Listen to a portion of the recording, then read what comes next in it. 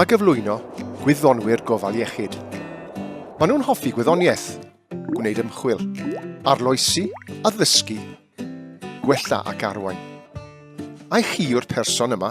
Os felly, mae'n rhywbeth y gallech ei wneud yn syth o'r ysgol, ar ôl y brifysgol, neu hyd yn oed drwy newid gyrfa o fewn y gig. Mae Gwyddonwyr Gofal Iechyd yn gweithio ar draws mwy na 100 o ddisgyblaethau gwahanol. Fe welwch ei bod yn cynnal profion mewn labordau ar gyfer firysau peryglis fel Covid-19, yn gwneud croesgysylltiad gwaed bris, dadansoddi genomeg neu ddiagnosio canser. Edrych ar galonau ac ysgyfaint, y system nerfol, gwerthuso gweledigaeth a chliw, gweithio'n agos gyda chleifion a defnyddio technoleg i wneud diagnosis o unrhyw anormaleddau. Ysgogi gwelliannau mewn diagnosis a thriniaeth yn ogystal â chynnal diogelwch cleifion a rheoli offer arbenigol mewn ysbyty.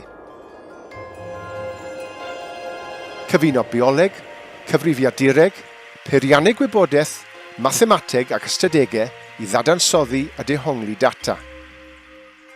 Gweithio allan pan bydd rhywbeth y tu mewn i ni yn mynd o'i le gan ddefnyddio peledre X a sganiau. Gwaith radiograffydd diagnostig yw hynny. A radiograffwyr therapeutig sy'n defnyddio ei sgiliau i drin cleifion am ganser. Meddyliwch am wyddoniaeth gofal iechyd fel man cychwyn ar yrfa sydd â potensial di-derfyn.